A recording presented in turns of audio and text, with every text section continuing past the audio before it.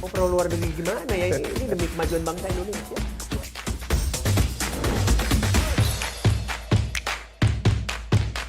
Isu kebangkitan PKI ini dihentikan.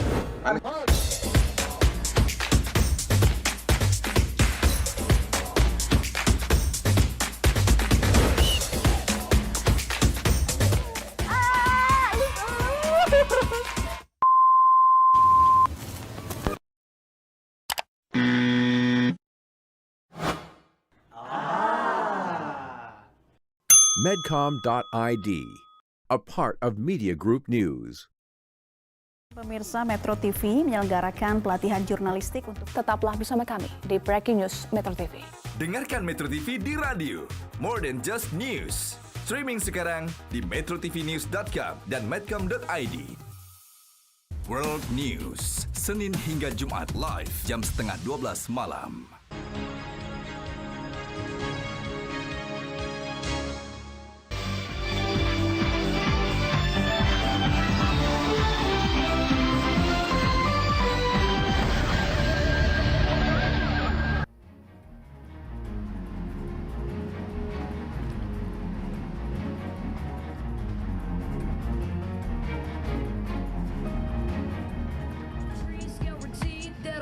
Could eat, living with limitations, pushed down by the occupation. Wanna see the pain? Take a look at the people's faces. Imagine being kicked out of the only house you ever known. We're praying for our souls while they're preying on our homes. It's not easy to put this into words. Looking at my baby sister, is this something she deserves? Going up in a world where she's not treated the same. This 12-year-old MC Abdul changed the lyrics. From Gaza, his video has gone viral after performing a free verse in front of the mass destruction caused by Israeli airstrikes in Gaza City. MC Abdul wrote in the caption on his Instagram post that this past week has been very tough for his home in Gaza City, and he just want the world to know about the situation in Palestine. Music is what keeps me going, he wrote.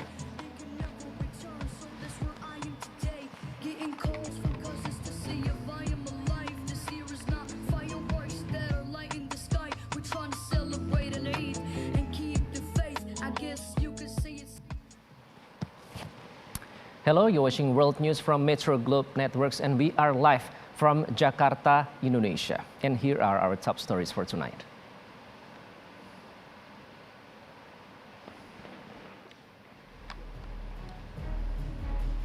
Clashes erupted between anti-government protesters and security forces at Baghdad's Tahrir Square on Tuesday, with one protester dying after being shot.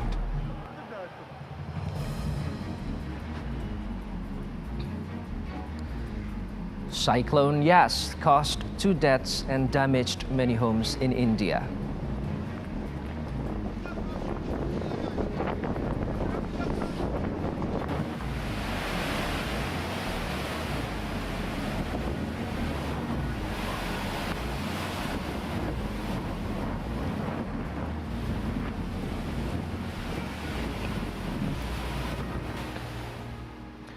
But first, a recreational plane landed safely on a Sydney beach with 3 people aboard, including a baby, on Wednesday after its single engine failed, officials said.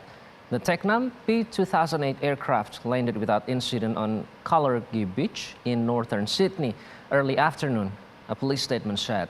The 25-year-old male pilot, a 28-year-old female passenger, and 1-year-old boy were not injured. The pilot made a forced landing following a reported engine failure, said the Australian Transport Safety Bureau, a crash investigator. The plane appeared to land gently on the beach just above the waterline. The plane was a recreational category aircraft, and any safety investigation would be conducted by the Recreational Aviation Australia Agency.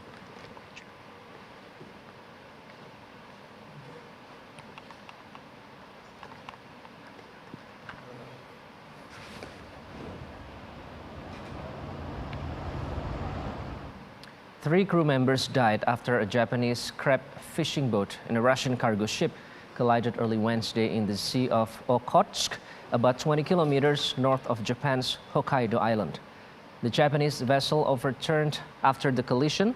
Japan's government spokesman said the Russian cargo ship rescued all 5 crew members, but 3 were confirmed dead after arriving at the port of Mombetsu. According to local reports, all 23 Russian crew members on the freighter were safe.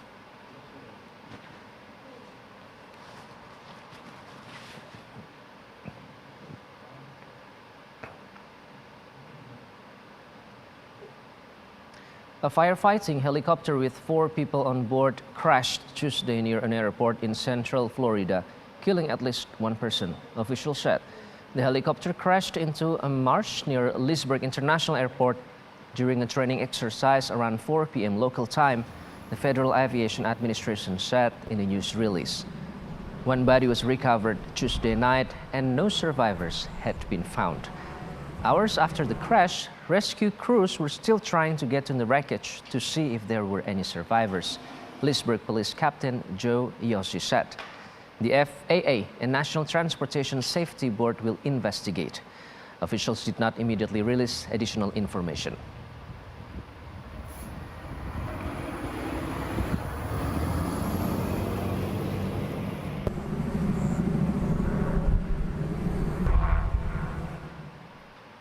Moving on to Iraq, clashes erupted between anti-government protesters and security forces at Baghdad's Tahrir Square on Tuesday, with 1 protester dying after being shot.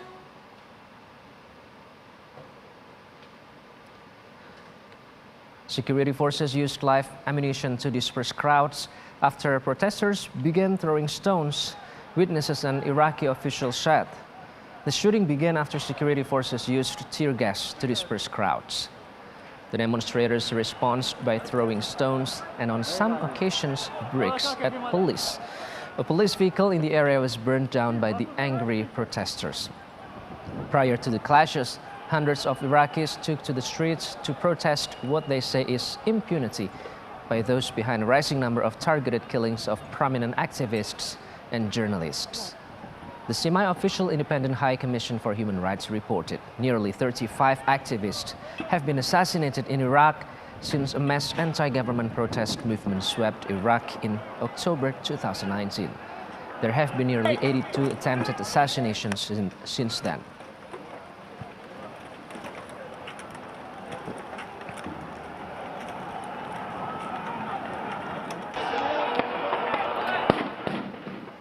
An Israeli court was on Wednesday hearing a case by Arab residents of a Jerusalem neighborhood trying to block eviction plans. A small demonstration was also held outside the court in support of the Palestinians.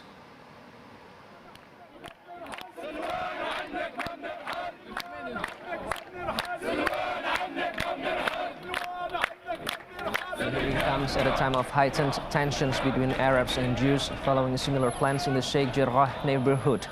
The dispute there helped fuel a wave of unrest across the country. One of the residents is Abdel Fattah el-Rajabi, who has been living in his house for 60 years. The truce that ended the Gaza war on Friday has so far held, but it did not address any of the deeper issues plaguing the Israeli-Palestinian conflict.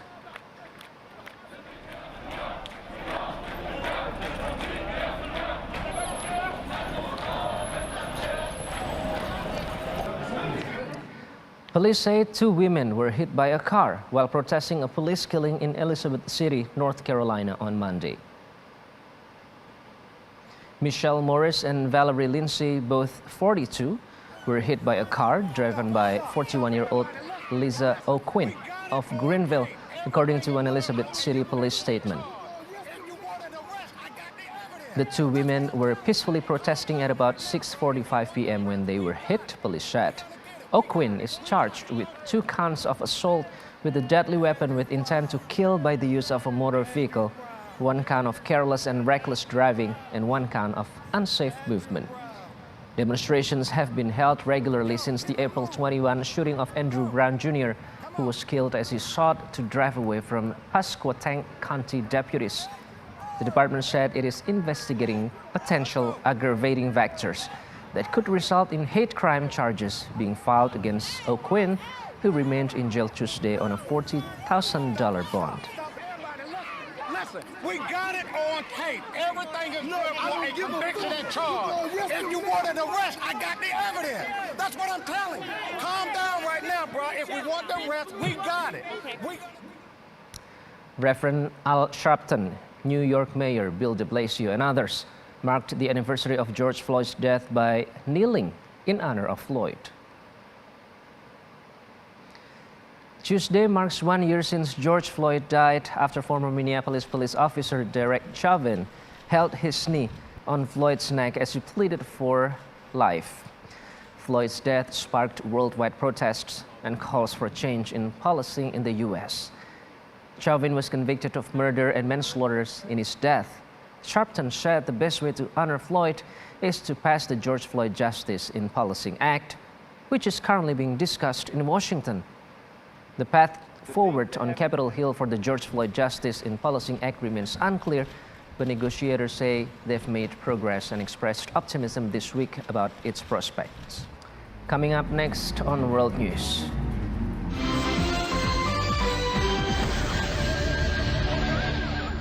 Bahaya! Kuman bakteri menempel di pakaian.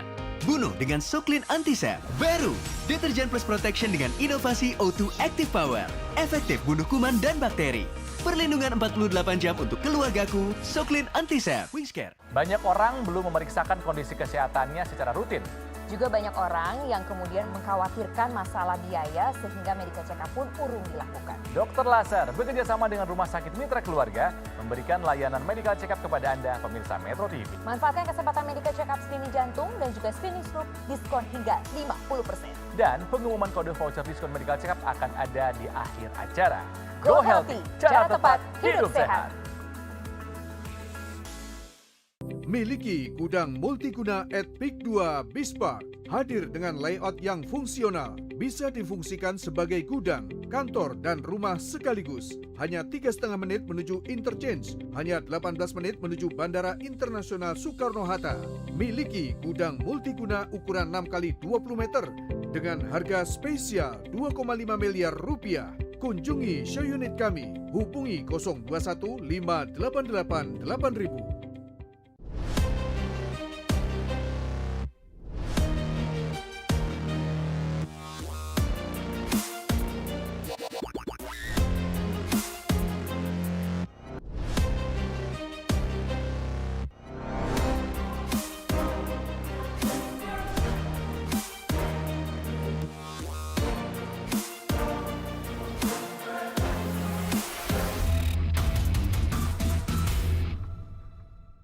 Breaking News Metro TV. Gempa bermagnitudo 6,1 mengguncang sebagian wilayah. Persija Jakarta sukses menjuarai Piala Menpora 2021. Pimpinan Media Group News bertemu Wakil Presiden Kiai Haji Ma'ruf Amin. Pemirsa, setelah viral di media sosial, 32 warga negara India ditolak masuk Indonesia. Pemirsa, Metro TV memberikan santunan kepada anak yatim piatu di Yayasan Masjid At-Taqwa. Dengarkan Metro TV di radio. More than just news. Streaming sekarang di metrotvnews.com dan medcom.id.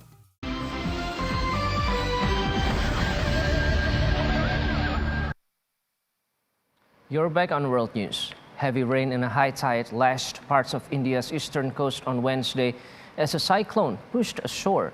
More than 1.1 million people have been evacuated from the area amid a devastating coronavirus surge. Cyclone Yas had already caused 2 deaths and damaged many homes. A severe weather and rains affected the Odisha and West Bengal states before the storm began making landfall around midday.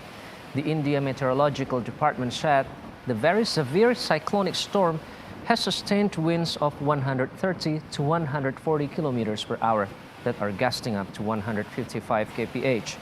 It also reported the landfall process of the storm has started, centering nearly 50 kilometers southeast of Balasore in Odisha state.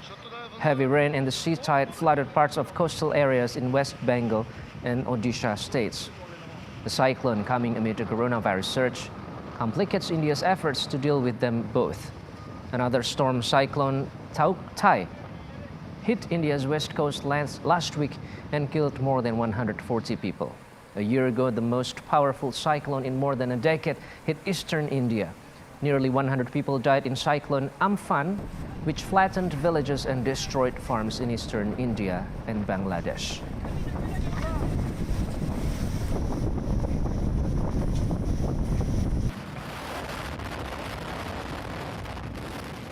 Protesters against a temporary injunction closing a mine in Poland took to their cars and tied up traffic near the Czech Republic border Tuesday.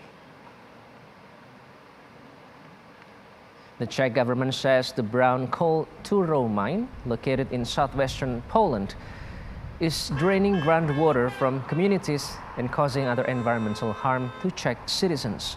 It took the case to the top European Union Court, which last week issued a temporary injunction ordering Poland to immediately halt coal extraction at the site, pending the court's full ruling. But Polish authorities are defying the order, saying they cannot close the mine because doing so would lead to power cuts for millions of Poles and eliminate tens of thousands of jobs. The Polish government recently extended the license for extraction of coal at Turów until 2044. Czech officials say Poland did that without consulting them or without assessing the environmental impact, a claim the Polish government denies.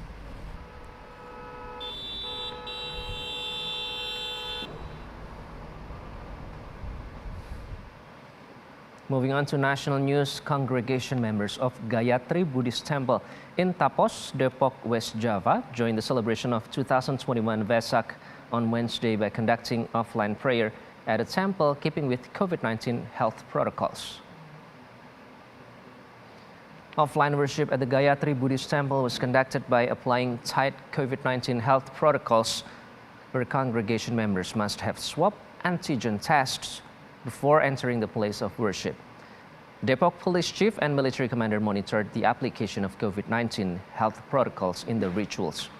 Buddhists around the globe, including Indonesia, celebrated Vesak on Wednesday in the midst of the COVID-19 pandemic.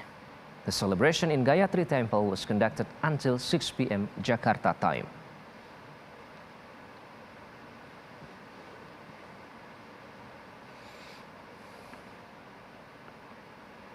A super blood moon was visible to stargazers in some parts of the world on Wednesday.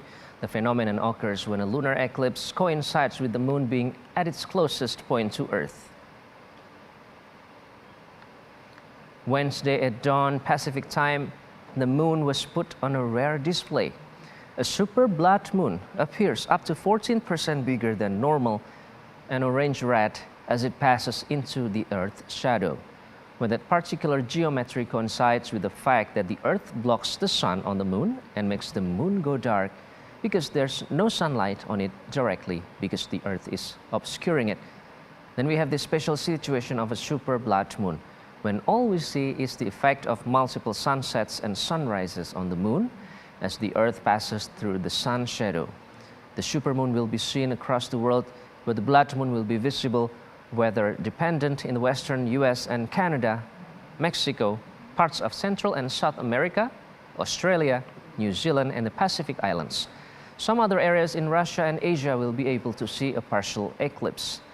Astronomer Dr. Gregory Brown at the Royal Observatory Greenwich says supermoons and lunar eclipses are relatively common, but getting both together makes it a bit more unusual.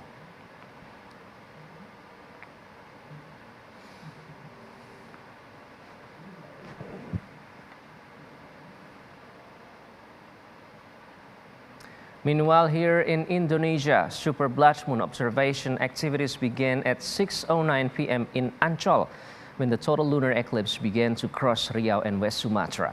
Based on BMKG calculations, the peak of the total lunar eclipse should occur at 6:18 p.m. so that this phenomenon can be witnessed in all regions of Indonesia. Humayra Balkis has the full report. Super blood moon observation activities at Ancol begin at 6:09 p.m. when the total lunar eclipse began to cross Riau and West Sumatra.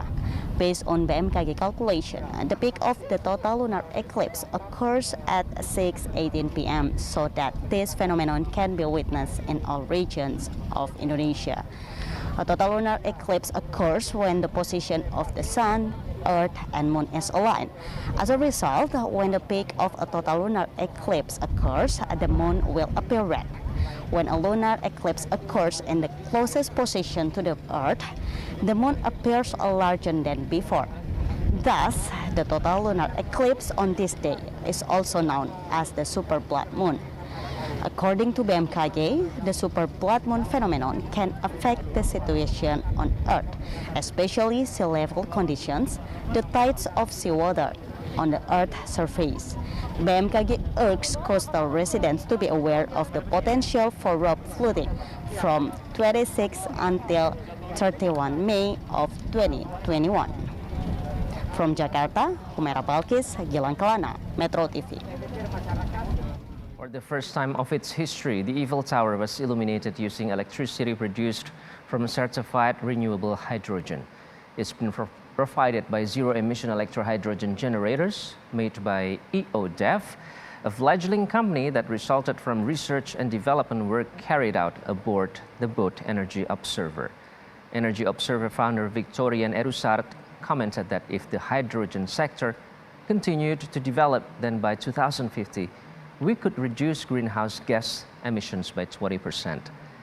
Energy Observer is the first vessel in the world to both generate and be powered by hydrogen.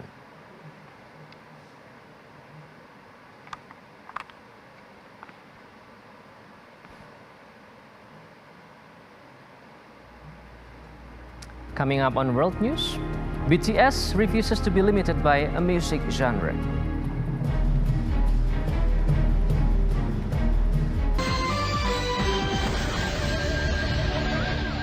Inovasi baru, Soklin Antisep. Deterjen plus protection. O2 Active Power Ultima bunuh kuman bakteri sampai tuntas. Melindungi hingga 48 jam. Soklin Antisep beda dari deterjen biasa. Wingscare. Media Indonesia.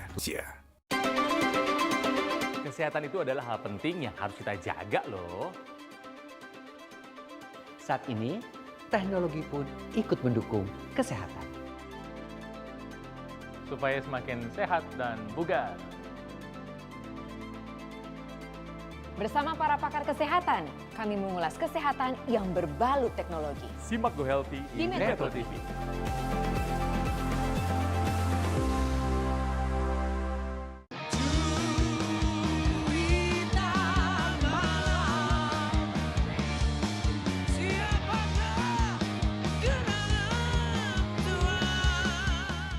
Ngejar uang jangan lupa kesehatan. Penyakit itu memang pemberian Allah, tapi kita akan bisa mencegah. Susah. Efeknya apa? Efeknya lebih gesit. Vaksin untuk Indonesia, makin tua makin bahagia. Jumat 28 Mei jam 8 malam.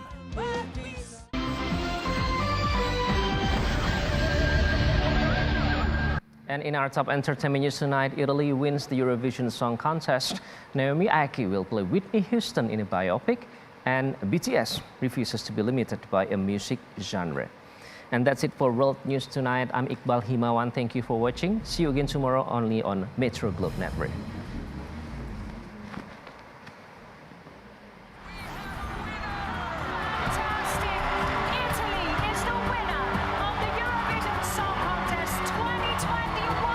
A four-piece band of Italian rockers won the Eurovision Song Contest, giving one of the countries hit hardest in Europe by the coronavirus pandemic reason to cheer. Maneskin's win was only Italy's third victory in the immensely popular contest, and the first since Toto Cutugno took the honor in 1990. The music festival was cancelled last year amid the pandemic, but this year's event in Rotterdam's Ahoy Arena, with its regime of testing and strict hygiene protocols, was seen as a step toward a post-COVID-19 return to live entertainment. A crowd of 3,500 fans, who all tested negative for the coronavirus, thank God, watched the finalists perform live. Maneskin is Danish for Moonlight, a tribute to De Angelis' home country. The band, which honed its musical style busking in Rome, won with a total of 529 points from second place France. Switzerland, which led after national juries had voted, finished third.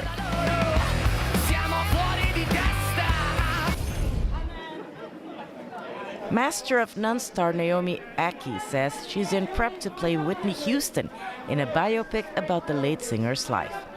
Ackie was cast in the role after a worldwide search. Pat Houston is producing on behalf of the Houston estate, along with record producer Clive Davis. Because the film has the approval of Houston estate, it can use Houston's music catalog and vocals. That's a good thing. Ackie stars opposite Lena Waithe in season 3 of Netflix's Master of None. She also appeared in Rise of the Skywalker and Netflix's The End of the Effing World, which earned her a BAFTA award. It's more complicated than I thought. After all that. Reports from the 2021 Billboard Music Awards on Sunday. Top duo or group, top song sales artist, top social artist, and top selling song. Last year, the band was nominated for 2 categories and won the Top Social Artist Award.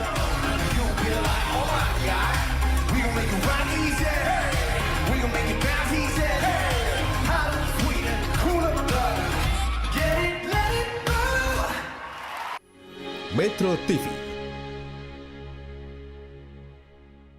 Hipertensi adalah penyakit yang memicu komplikasi. Saya Yumiarti, usia 62 tahun, memiliki riwayat hipertensi.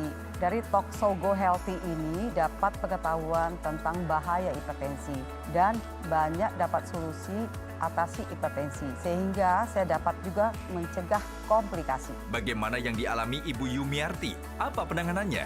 Go Healthy, Kamis 27 Mei jam 6:30 pagi. Tegakah Anda mengkhianati cintanya dengan menjadi koruptor? Sayangi ibu, hindari korupsi.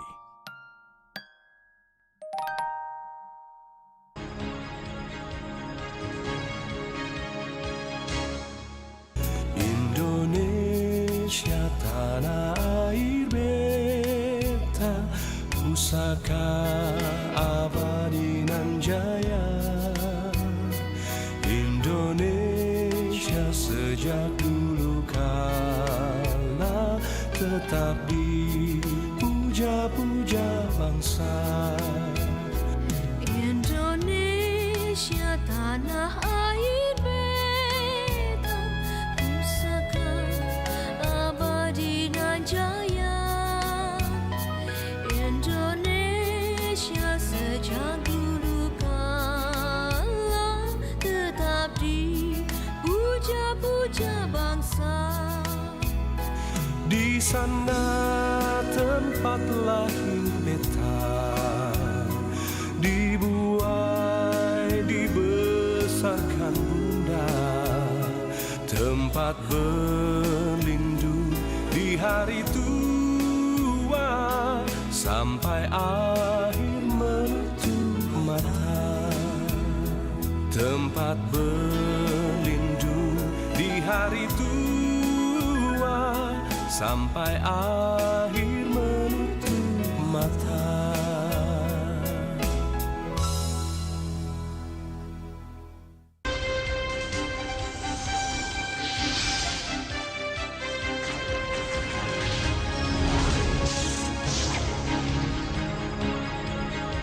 Metro TV, a part of Media Group News.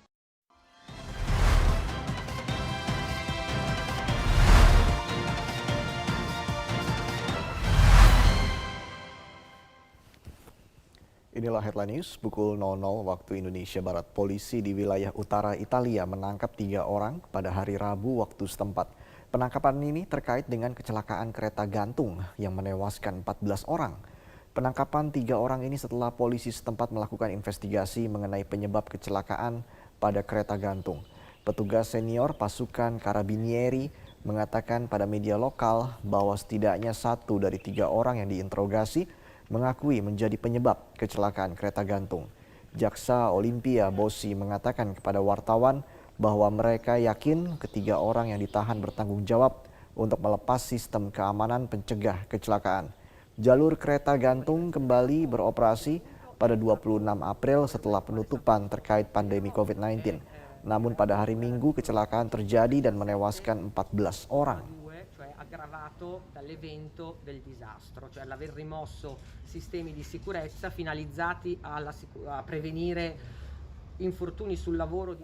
Presiden Polandia Andrzej Duda menggunakan pidatonya pada upacara Hari Kemerdekaan Georgia untuk memperingatkan anggota NATO atas tindakan Rusia mengabaikan hukum internasional.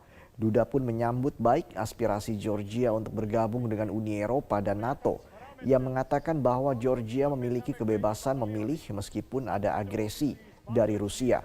Acara utama Hari Kemerdekaan Georgia dihelat di Lapangan Kemerdekaan Tbilisi. Pada 26 Mei 1918, Georgia mengadopsi Undang-Undang Kemerdekaan uang mendirikan Negara Republik Demokratik Georgia pertama. Kemerdekaan hanya berlangsung 3 tahun hingga Tentara Merah Rusia menduduki Georgia pada tahun 1921. Namun Georgia kembali meraih kemerdekaannya pada 1991 setelah runtuhnya Uni Soviet. Ფუნდამენტალური ღირებულებების პატივისცემა, ისეთი როგორიც არის. ტორის გადმოსახედას მხოლოდ 13 წელია და დღესაც არ შეიძლება უფლება მივცეთ, რომ უგულგებელ.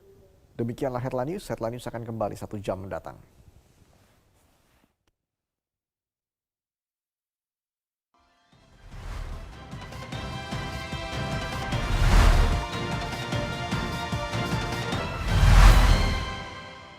Tiny home building is a big business.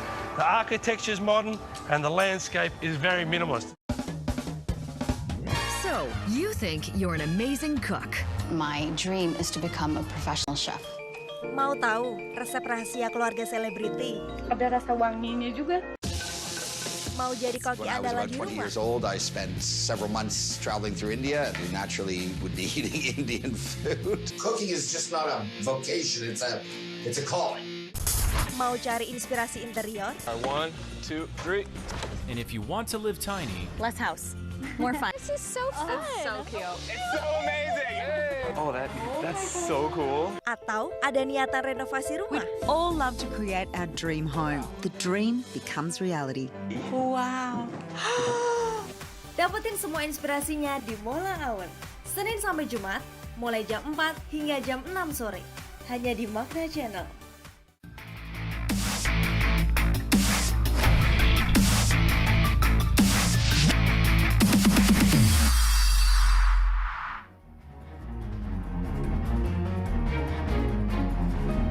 Hello, good evening, and I am Sarah Wade.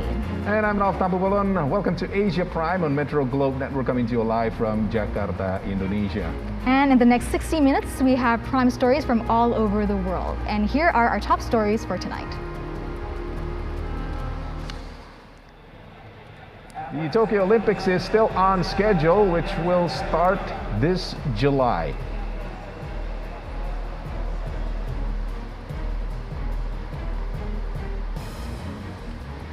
And we have pictures of what happened in Myanmar. Human bodies being used as tools for terror by Myanmar's junta.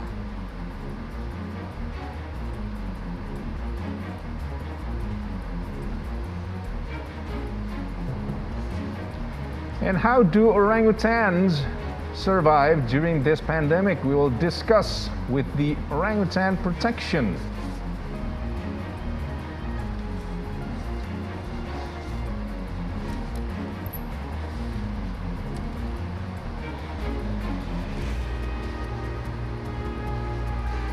Tokyo says the no travel advisory to Japan issued by the United States won't affect the Olympics and Paralympics, and that Tokyo will welcome athletes under such restrictions.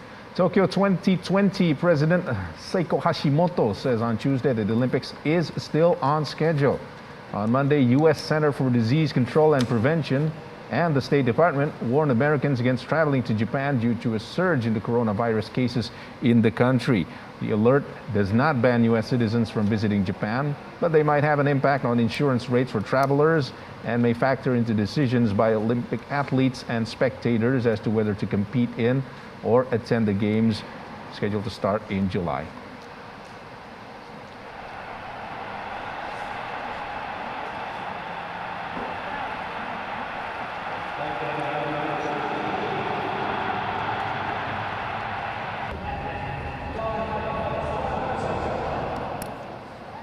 The restricted Olympic torch relay run in Kyoto Prefecture got underway at the Kyoto Stadium on Tuesday.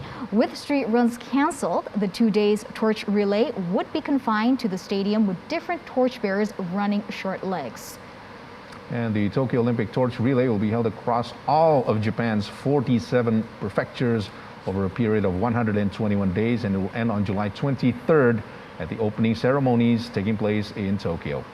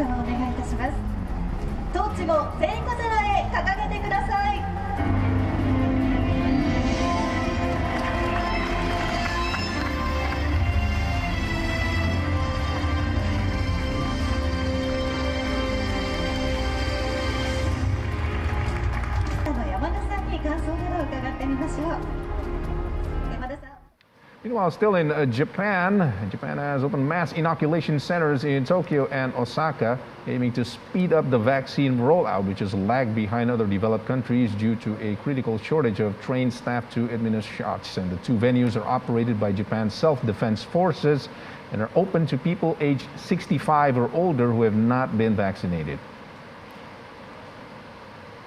Japan's rollout of COVID-19 vaccines began belatedly in mid-February, several months behind the United States and many other countries. Officials blamed a shortage of the Pfizer vaccine from Europe as the main culprit of the delay. But 3 months later, with shipments stabilized and officials attempting to accelerate vaccines, Japan remains one of the world's least protected countries from the virus. This comes after International Olympic Committee Vice President John Coates said that the Tokyo Olympics will go ahead even if a state of emergency were enforced in Japan. Coates' defiant tone has stirred a backlash in Japan, where 60 to 80% in polls say they do not want the Olympics to open in 2 months in the midst of a pandemic.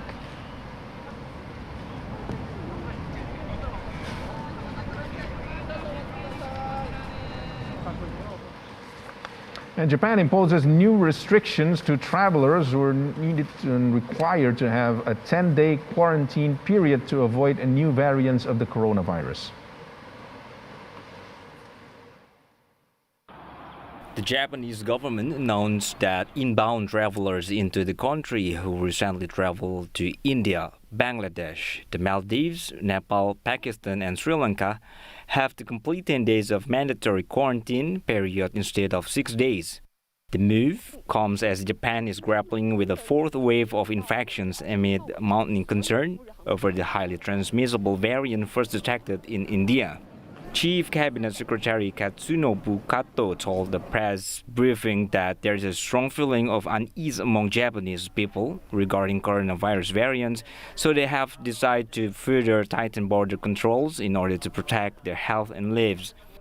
Travelers who have visited any of the 6 regions will be subjected to mandatory 10-day quarantine period spent at the design facility, during which time they will have to undergo 3 COVID-19 tests.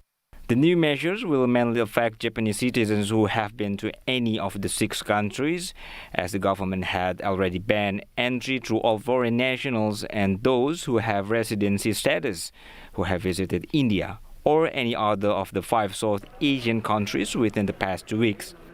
A 3-day quarantine period will also be imposed on those who have recently been into Kazakhstan or Tunisia. Anggia Sibuan for Metro Globe Network.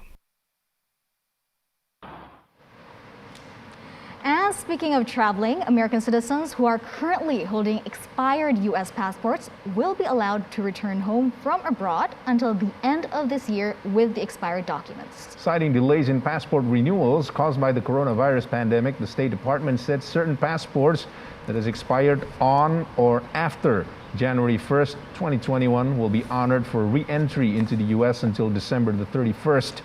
It is because the pandemic has forced the department and most embassies and consulates to close down or significantly reduce passport services.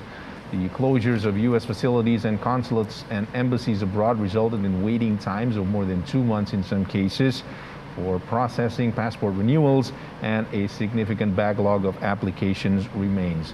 The department cautioned, though, that recently expired passports are not valid for international travel from the United States or for travel between third countries that is not directly linked to return travel to the U.S. Among the requirements are that the expired passport was originally valid for 10 years, that the passport has not been damaged or altered, and that the traveler has physical possession of the document.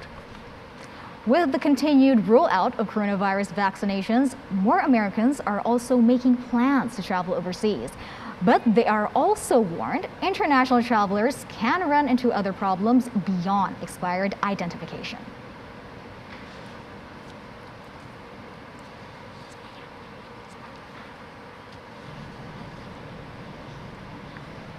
And Australia announced its embassy closure in Afghanistan. Australia has 80 soldiers that are still in the country, but at its peak, there were 15,000 Australian troops deployed to Afghanistan. Australia announced the temporary closure on Thursday, and it is to take effect at the end of the week. A number of other embassies in the beleaguered Afghan capital have sent home non-essential personnel, warned their national against traveling to Afghanistan, and urged those who are already in the country to consider leaving. Several embassies contacted by the Associated Press declined to give details of their plans, but many are reported to have scaled back non-essential personnel. That includes the U.S. Embassy, which last month ordered home its non-essential workers. The last of the 2,500 to 3,500 U.S. troops and 7,000 NATO allied troops will be gone by September 11, generating fears that their departures could increase the chaos and insecurity already plaguing the capital. Australia Ministry for Foreign Affairs stated that it will close its embassy in a statement posted on their website. Australian government lawmaker Dev Sharma, a former diplomat, said the reason for the embassy's closure were the temporary and really related to the ability to secure our staff and personnel when our defense contingent leaves. این معلوم دار که تاثیرات منفی روی اوضاع افغانستان در مجموع میگذاره. ممکن است که فردا سفارت‌های دیگه هم این اقدام بکنند. حتما یک تشویش ناراحتی وجود داشته که اون اقدام به این عمل کردن. دیگه چی میشن نمیفهمم، ولی کسایی هم که خارج میشن از افغانستان میرن دیگه، نه ما گفته بودیم به، نه ما میگیمشون بره، اختیار دارن برن بخیر برن. ان شاء الله که خود افغانا خود ما کوشش میکنیم دست به دست هم میدیم وطن خود ان شاء الله که میسازیم. Embassies in Afghan capital are located in a so-called green zone, considered the most heavily protected. The Afghan foreign minister said in a statement Tuesday it was committed to providing the embassies with security. But there is a widespread concern about the ability of the government to provide that protections in a city overwhelmed by lawlessness, criminal gangs, and insurgent activity. Australia has 80 soldiers still in the country, but at its peak, there were 15,000 Australian troops deployed to Afghanistan.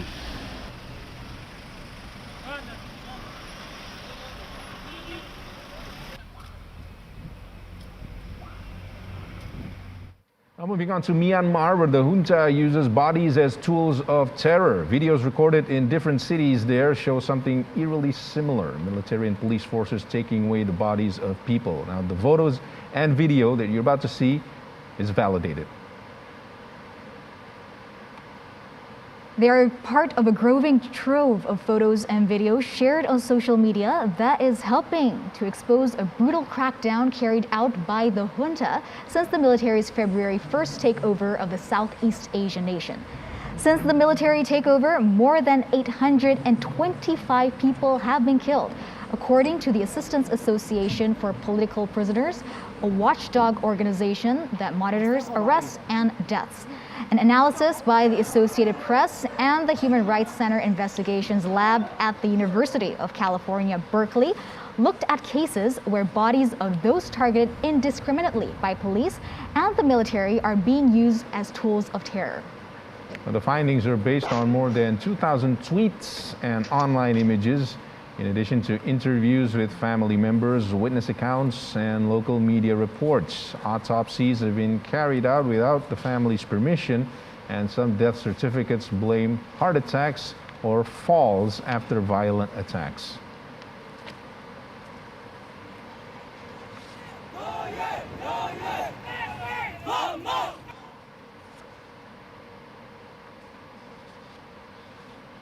Moving on to India, rural areas in India are seeing a surge of COVID-19 cases amid of a second wave of infections in the country, while shortages of medical supplies undermine efforts to treat the patients. The coronavirus case count in India's larger city is starting to turn around. However, the situation in rural areas is deteriorating. East India's Katapada village, home to just 200 households, has seen more than 20 confirmed cases amid the latest resurgence, compared with just one case in the first wave. According to official statistics, Kanas town, where the village is located, has reported more than 500 COVID-19 cases. ବର୍ତ୍ତମାନ ଆମେ ଏଇ ପାଖାପାଖି ଆମର CHC ଗଲେ କଣାସ ଗଲେ ସେଠି କୌଣସି ପ୍ରକାର ବେଡ୍ ମିଳୁନି ଆଉ ଅକ୍ସିଜେନର ବି ବହୁତ ଅସୁବିଧା ଲୋକମାନେ ଏଠୁ ଗଲେ କଣାସରେ ପ୍ରପର ଟ୍ରିଟମେଣ୍ଟ ପାଉନାହାନ୍ତି ଭୁବନେଶ୍ୱରରେ ବି ପ୍ରପର ଟ୍ରିଟମେଣ୍ଟ ପାଉନାହାନ୍ତି. There is no clinic or hospital in the village, meaning people have to travel a few kilometers away for treatment in Kanas town if they can find a bed there. There is a need of health care, there is a need of quarantine center, there is a need of relief measures to that particular families, and also massive activities like sanitization, like village awareness and vaccination badly necessary for this area. A small group of volunteers have disinfected more than 50 villages in the town, but they are not yet optimistic about the COVID-19 situation in their area.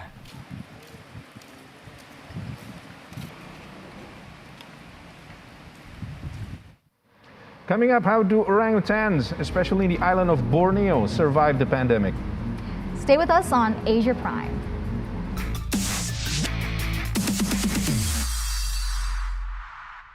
Hipertensi adalah penyakit yang memicu komplikasi. Saya Yumiarti, usia 62 tahun, memiliki riwayat hipertensi.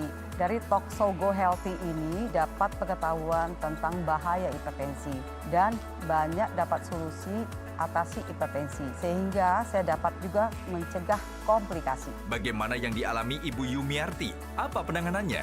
Go Healthy, Kamis 27 Mei jam 6:30 pagi. Miliki gudang multiguna at Peak 2 Bispark. Hadir dengan layout yang fungsional. Bisa difungsikan sebagai gudang, kantor, dan rumah sekaligus. Hanya 3,5 menit menuju interchange. Hanya 18 menit menuju Bandara Internasional Soekarno-Hatta. Miliki gudang multiguna ukuran 6x20 meter dengan harga spesial 2,5 miliar rupiah. Kunjungi show unit kami. Hubungi 021 588 8000. Beragam info menarik yang dekat dengan kearifan lokal masyarakat Indonesia, kami kemas secara apik, ringan, juga menghibur. Kesadaran untuk mengingat Allah supaya melahirkan ridho. Hati nurani itu akan menjadi saksi.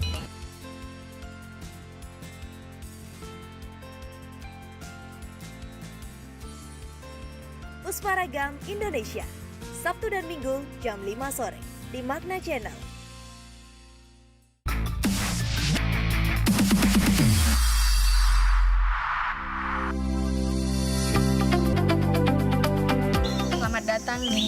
Borneo Orangutan Rescue Alliance atau BORA. BORA dibentuk pada 2015 dan ini adalah jalur yang kami lalui setiap hari dari area camp dan belakang sana adalah area kandang. Ini jadi area perbatasan antara area camp dan area kandang. Dari awal kami memiliki 6 animal keeper. Pagi-pagi kami harus bangun pagi untuk melakukan persiapan feeding. Bagian buah per orangutan 10% dari berat badan orangutan. Ya bisa kita lihat di sini ada buah pisang, semangka, pepaya, nanas, ada buah naga, dan buah kerondong.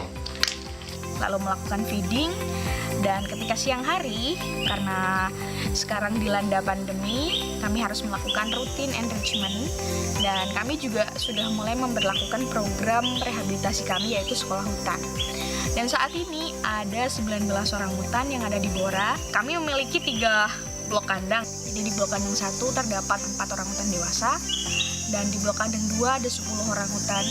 Itu masuk di kategori kandang sosialisasi. Dan di kandang 3 adalah kandang karantina untuk orangutan kandidat lepas liar. Oh ya, satu lagi adalah klinik karantina. Jadi ketika orangutan baru masuk, kami akan memasukkan mereka ke kandang karantina klinik yang terpisah dari blok-blok kandang lainnya. Namun kendala yang dialami saat ini adalah orangutan cukup terlihat stres karena sudah dalam kurun waktu 7 bulan mereka tidak pernah keluar dari kandang. Akhirnya di bulan November awal lalu kami berdiskusi bersama tim medis untuk kembali melakukan sekolah hutan dengan berbagai syarat.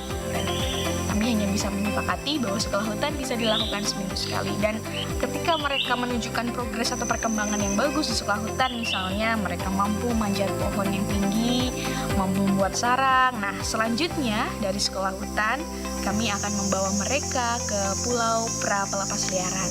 Nah, di sana kami akan memantau lagi aktivitas mereka, apakah mereka bisa survive di sana, dan selanjutnya ketika mereka bisa survive, kami akan membuatkan jadwal berikutnya untuk lepas liar. Dan harapannya semua orangutan di sini mendapatkan kesempatan kedua untuk dilepas liarkan.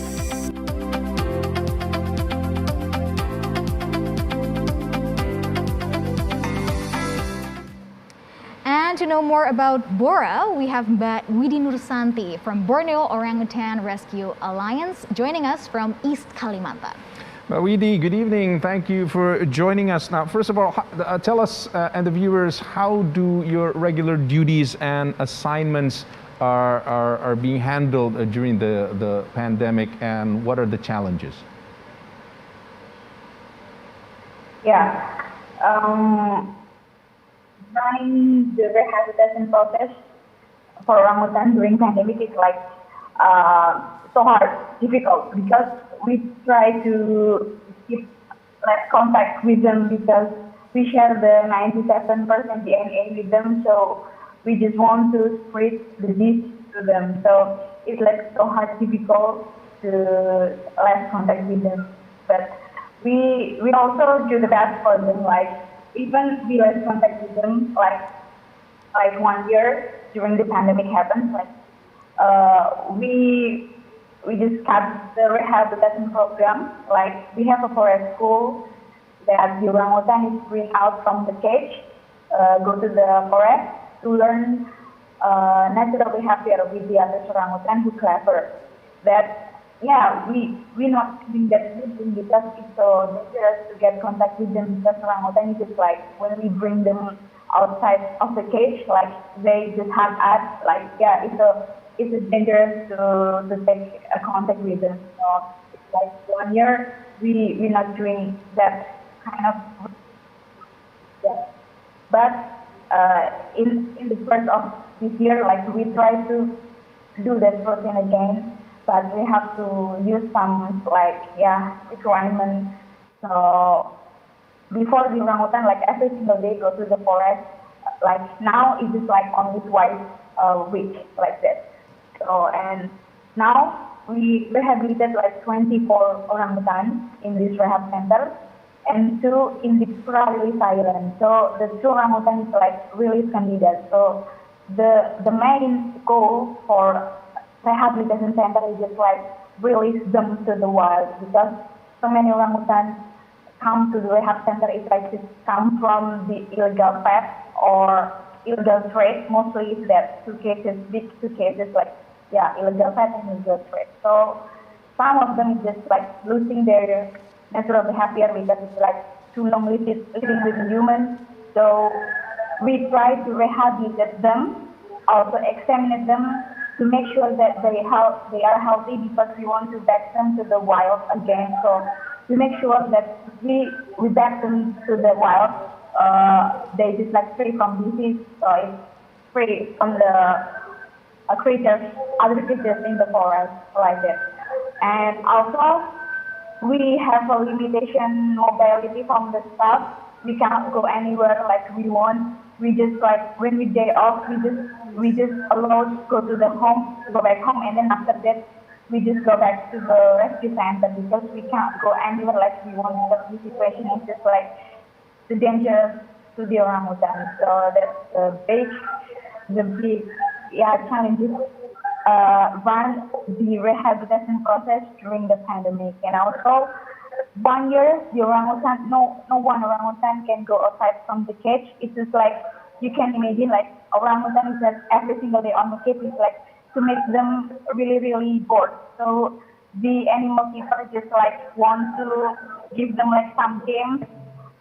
In the morning they come to the cage to feed them, and then at the day they come back to the cage like to give them some games. It's called enrichment to them, to make them always busy on the cage, because some of the orangutan is just like showing the stressful, so something like that. So we need to treat them to make them better on the cage.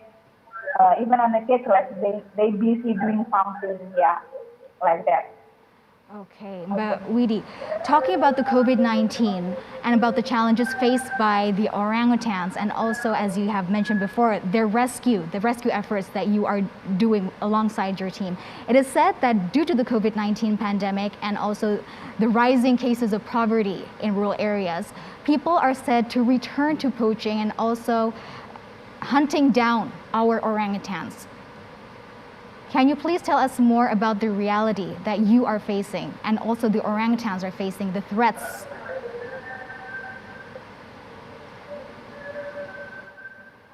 Sorry, I can't hear clearly the sound from the studio. Yes, Mawidi, can you tell us about the rising challenge of the poaching and also hunting of orangutans due to the COVID-19 pandemic, where rural people are said to return to poaching and hunting down the orangutans?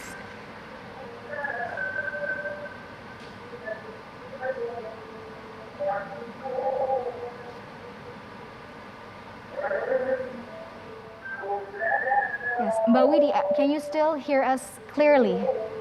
Can you please tell us more about the threats due to the COVID-19 pandemic? It is said that the rural people, are going back to hunting and poaching orangutans because of the rising case of poverty due to the pandemic.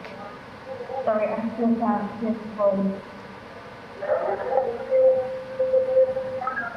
All right, then we're having some audio issues. Thank you very much, Mbak Widi, for joining us this evening on Asia Prime. Widi Nursanti from the Borneo Orangutan Rescue Alliance. Anyway, the recent data from International Union of Conservation predicts 5 years ago that there are going to be 100,000 some population of orangutans in Kalimantan, Borneo, and also Sumatra, the other big island in Indonesia that has a large population of orangutans. But now the latest says it's going to be down to like 45,000, and that was before the pandemic. That was the research from 2018, 2019. So God knows, with the pandemic happening and with the latest that we've heard coming from our friends in Borneo, we can only hope for the best. Yes, and we have also a reminder for us all to take responsibility for our wildlife and also nature, because it is due to the deforestation and also the mass rapid fires that is happening, and also the poaching and hunting that is still being hunted down, because the market is still there for being used as pets, the orangutans that we have. Exactly. But we'll move on to some good news for tonight, where in Malang, East Java, a woman creatively turns garbage, or what most people think as useless goods, into wearable craft. And is also fashionable and has high values. And we have Wahyu Tiar from Malang with the full story. Krishnawati Evayana is an entrepreneur from Malang, East Java. She has successfully recycled waste and turned it into art piece. Evayana's craft is known for its distinctive form with an affordable price. Most of her craft are in the form of necklaces, but she also receives order for rings, wristbands, or bracelets, and corsage. She uses material that for some might be useless waste, such as used shirts, wood fiber, copper plates, plant fiber, zinc plates, to PVC water pipes. Now, her craft has successfully expanded to international markets. It has attracted world-class designers and couture houses for its ethnic and glamorous style. For the local market, she sells her craft from 200,000 to millions of rupiah. From Malang, East Java, Wahyu Tiar reporting for Metro Globe Networks.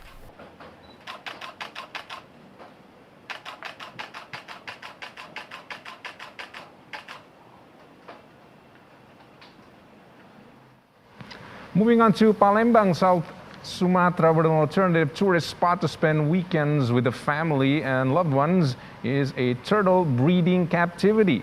This is where visitors can interact directly by feeding turtles. Dozens of the African spurred tortoises, well known as sulcata, the visitors can meet when visiting a turtle breeding captivity on Jalan Basuki Rahmat, Palembang. Many of the citizens there are interested to pet the mainland turtle species. Take Andre Salim being one of them, where at the beginning he wanted to find a positive activity to spend his time during this COVID pandemic. And due to petting a turtle is new trend, Andre decided to create a turtle breeding captivity that can be open for public, especially those who are living in Palembang and its surroundings. Visitors who want to directly interact with the tortoises can come during the weekend for free. However, for those who want to feed them, they can buy vegetables, which costs around 5,000 rupiah. According to Andre, it's easy to nurse sulcata tortoises that only need a quite large space to ensure that they won't be stressed. All of them in this place receive regular medical checkups, especially when it rains. Considering that tortoises are native to the Sahara Desert, which adapts to hot weather, many visitors come with their family members because the place and activity can be an educational experience for children to get to know more about various pets and animals, while at the same time enjoying their weekend. Selagi pandemi corona kayak ini kan kita nggak bisa pergi berlibur kemana-mana. Dengan adanya kura-kura ini jadi bisa ajak anak untuk melihat hewan-hewan yang baru, hewan-hewan peliharaan kayak itu. Kebetulan anak saya juga lagi suka-suka sama hewan kayak itu kan, jadi saya kalau berlibur kan nggak bisa kayak itu karena lagi pandemi ya. Jadi kita ajak ke sini untuk bisa melihat-lihat hewan-hewan peliharaan kayak itu. Agak aman juga soalnya. Seru sih, tempatnya juga bagus. Kura-kuranya banyak, gede-gede, terus makanannya juga ada. Jadi enak lah untuk main sama kura-kuranya. Bisa langsung berinteraksi. Iya. Tadi lihat apa aja selain kura-kura? Ada kelinci tadi di depan, banyak juga. Terus apa lagi ya? Ada ikan juga sih. Tempat makannya juga bagus di sini. Seru banget di sini, lengkap ya. Takut-takut enggak sih. Kan yang penting safety aja sih. Tetap pakai masker, cuci tangan, jaga jarak gitu doang. Jadi disampaikan seperti apa sebenarnya konsep dari tempat kita yang ada di penangkaran Surabaya? Konsepnya sebenarnya kita cuma breeding aja sih ya.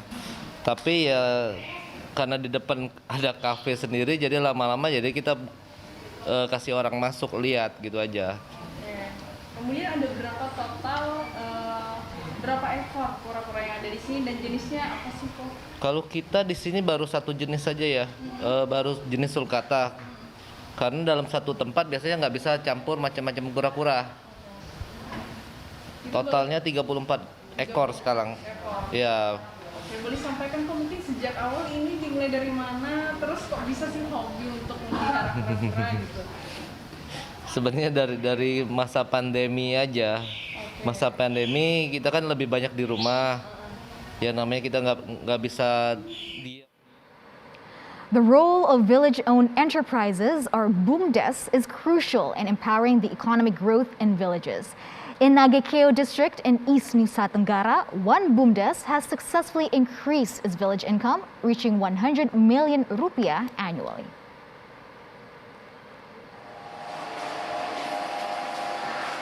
Di tengah kesulitan ekonomi akibat pandemi, Badan Usaha Milik Desa atau BUMDES menjadi andalan masyarakat desa untuk pemberdayaan ekonomi lokal.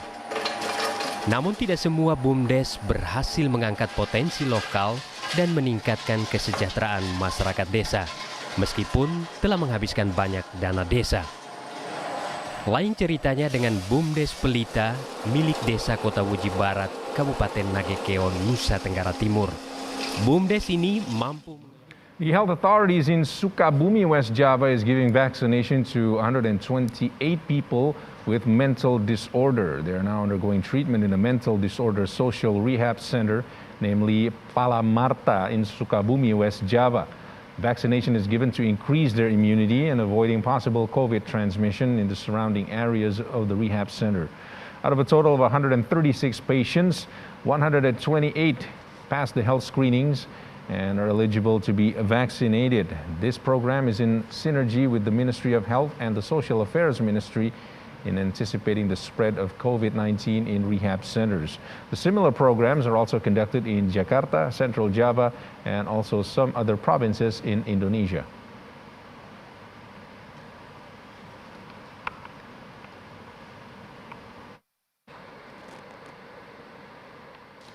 Pangkep Regency in South Sulawesi province is popular for its exotic islands. One of them is Panganggangan Island. Inilah Pulau Pamanggangan yang terletak di Desa Matiro Mate, Kecamatan Liukang Tumpa Biring, Kabupaten Pangkep, Sulawesi Selatan. Pulau ini memiliki keindahan pasir putih dan pesona bawah laut yang masih terjaga. Lokasi Pulau Pamanggangan ini berjarak sekitar 28 mil dari daratan dermaga kota Pangkep atau setara dengan 2 jam perjalanan menggunakan kapal motor. A local manufactured audio speaker box from Margomulyo, East Java has successfully distributed internationally through exports. Its quality is recognized by high-end international brands such as British luxury car manufacturer Bentley. Amidst the ongoing pandemic, a steel processing factory in Margomulyo, Surabaya, East Java managed to be a supplier for audio speakers for high-end auto brands from Japan, Korea to the UK. Now, on his visit to the factory, Minister of Industry Agus Gumiwang promised to assist the distribution to international markets. The East Java provincial government is also supporting the factory in terms of innovations.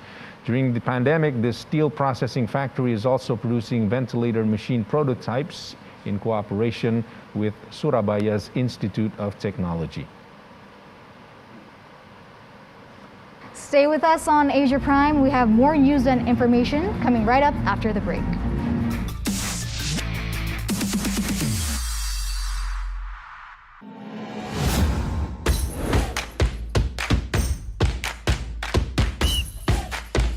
Ayam kalau diaduk-aduk jadi cair. Seriously, diaduk kayaknya ya.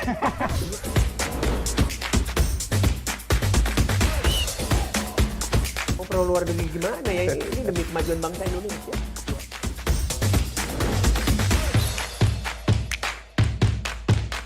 Isu kebangkitan PKI ini dihentikan.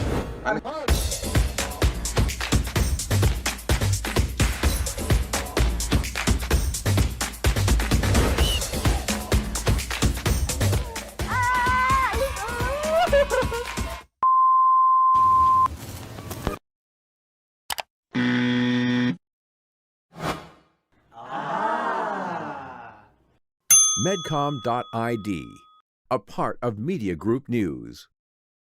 Pemirsa, tidak ada bosan-bosannya kami selalu mengajak Anda untuk selalu peduli tentang jantung dan juga stroke.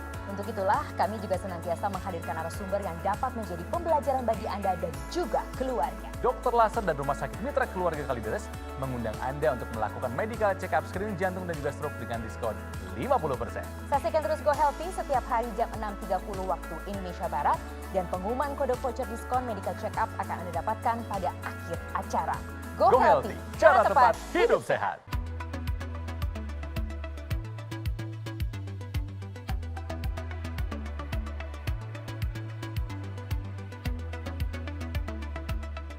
Nikmati Metro TV HD di saluran digital Anda.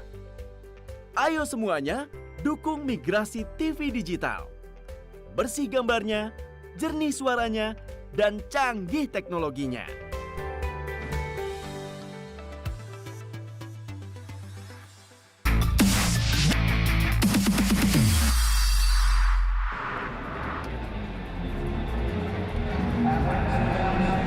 Our top stories for Asia Prime tonight.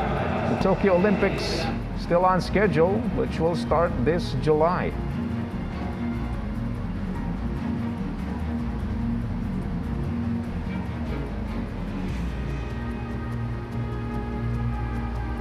And we have pictures of what happened in Myanmar. Human bodies being used as tools for terror by Myanmar's junta.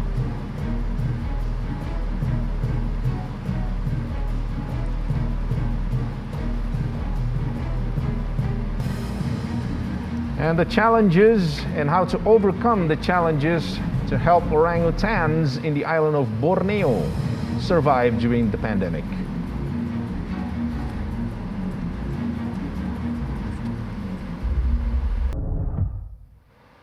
There you have it, the trailer for the second Quiet Place, as if one Quiet Place is not enough. You have to have two.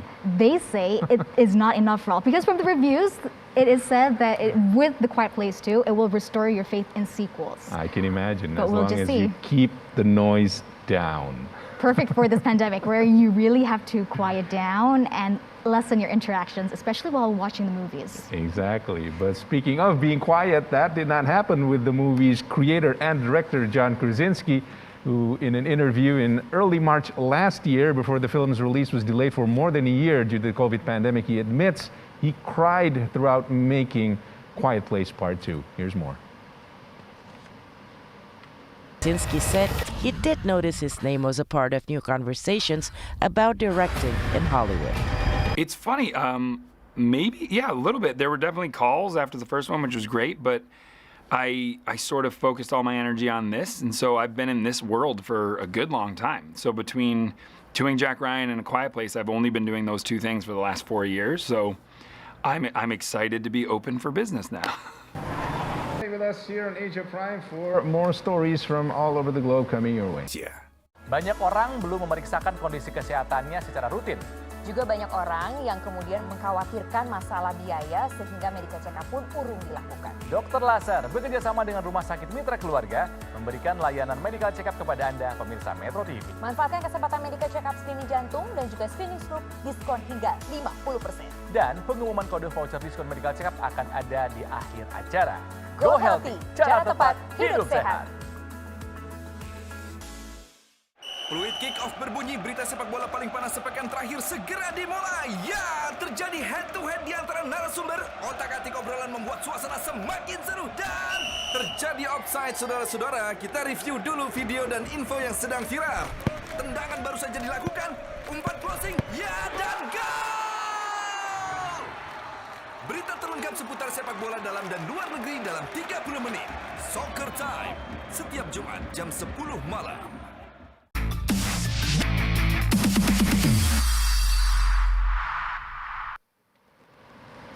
You're back with us on Asia Prime. After 3 months of delay and during a COVID-19 wave, Argentina received on Monday the first batch of the AstraZeneca vaccine for a total of 22.4 million doses signed with the laboratory. As the production has experienced delays, the vaccination campaign is slower than expected by the Argentine government. With most of Argentina confined with a strict 9-day lockdown to tackle a brutal COVID-19 second wave, the government announced that it had taken delivery of more than 1.65 million vaccine doses over the past 2 days. A shipment of over 800,000 vaccines from the United States represented the first batch of AstraZeneca Oxford University shots Argentina has received from the total 22.4 million doses it initially ordered. The doses were manufactured with an active ingredients produced in Buenos Aires. Argentina and Mexico agreed last August to jointly produce around 150 million vaccines for the AstraZeneca laboratory, with the active ingredients produced locally and packaging completed overseas. But the project has suffered significant delays due to a shortage of supplies in Mexico. In order to speed up the process, enough active ingredient for around 900,000 doses made in a private Argentine laboratory, according to the government, were sent to be packaged at AstraZeneca's plant in Albuquerque, United States.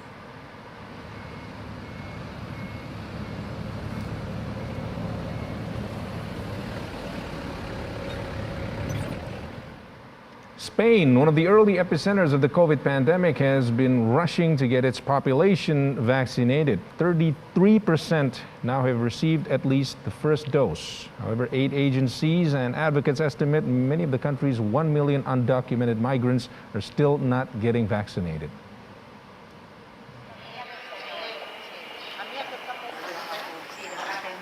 Spain is among the few European nations whose national vaccination program aims to reach everyone in its territory, including immigrants whose status is classified as irregular. On paper, it looks good, but migrant advocates question whether Spain can implement that strategy. As in the US and some other countries, Spain's rollout is not managed centrally. Each region implements its own policy, and enforcement of the general directives from Madrid can vary. So inequalities in the regions can occur, say some analysts, depending on whether local leaders see outreach to migrant populations as a priority. Spanish-speaking immigrants from Latin America have an easier time answering questions and accessing vaccines. But for those who do not speak Spanish, access is more complicated. A big problem is immigration status, as in the case of Guinean Musa Sao, who has applied for asylum in Spain. Like many young African migrants here, Sao knows that he needs to learn how to speak Spanish well. But before that happens, he wants a shot. Many of those undocumented say they don't want to register to be vaccinated because they fear being deported. The Spanish government has made the Johnson & Johnson vaccine available to groups of non-regularized immigrants without a fixed address. This will make it easier to vaccinate more of the undocumented since it is a single dose. For Alfonso Beato in Barcelona, We'll be right back after the short break. Stay with us on Asia Prime.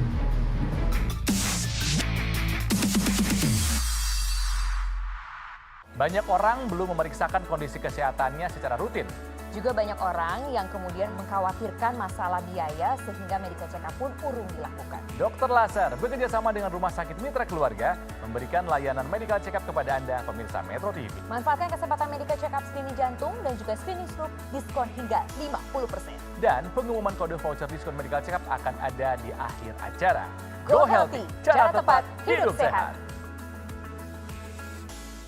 Kenapa sih kita harus berinvestasi di PIK 2? Ada 3 alasan utama. Yang pertama, lokasi PIK 2. Alasan kedua, setiap orang yang membeli PIK 2 dianggap sebagai pemegang saham. Membeli produk PIK 2 memang selalu untung karena harga perdana PIK 2 50% di bawah harga market. Alasan yang ketiga, fasilitas. Di mana fasilitas yang tersedia di PIK 2 jauh lebih banyak dari real estate manapun juga.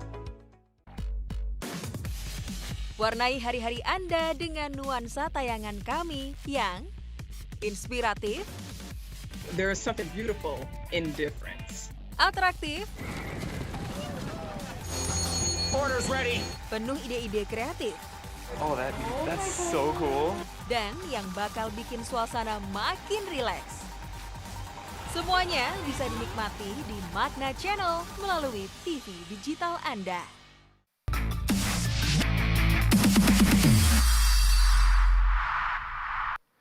Police arrested 3 people on Wednesday in the cable car accident that killed 14 people in northern Italy. Carabinieri Lieutenant Colonel Alberto Cicogani told Sky TG24 that at least one of 3 people were questioned overnight, admitted as to what happened. The cable car was traveling at a height of nearly 40 feet from Lake Maggiore area to Motarone Mountain, a nearly 5,000-foot peak, when it suddenly fell near a forest. Cause of the accident was not immediately clear, still waiting for police's investigation.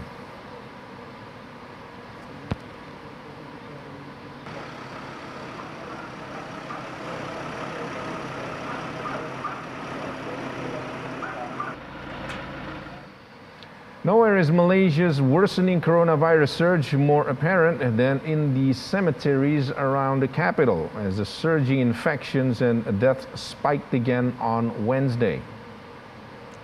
With a record of 7,478 new cases reported in the last 24 hours, Malaysia has seen a 5-fold increase of COVID-19 cases since the start of the year.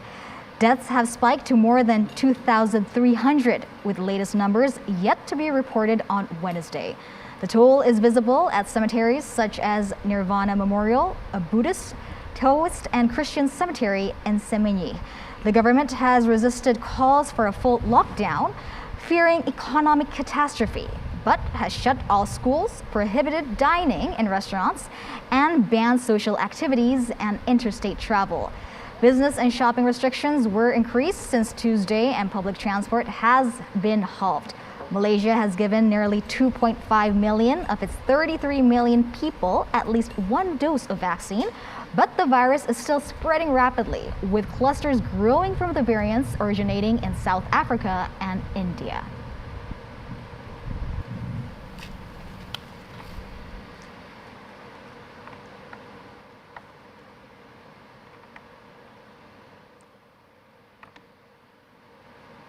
And we wish nothing but the best to our neighboring country, Malaysia, Singapore, and all the countries around the region in Southeast Asia especially, and also, of course, here in Indonesia. Yes, we have to stay disciplined and we have to follow all the health protocols needed to fight the coronavirus together. Exactly. And that's the end of Asia Prime. I'm Sarah Wing.